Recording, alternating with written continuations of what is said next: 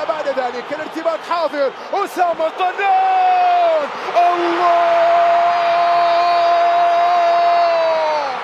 الله الله الله الله، أسامة طنان يبدأ النهائي على طريقة مختلفة. خيال، أسامة طنان يقص الشريط للمغرب الآن.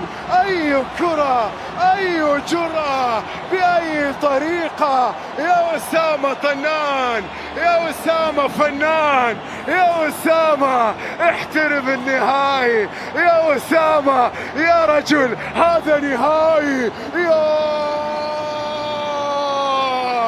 أي جنون هذا، أي هدف هذا للمنتخب المغربي. يكسر بروتوكولات النهائي، يكسر رهبة النهائي، يكسر هيبة النهائي.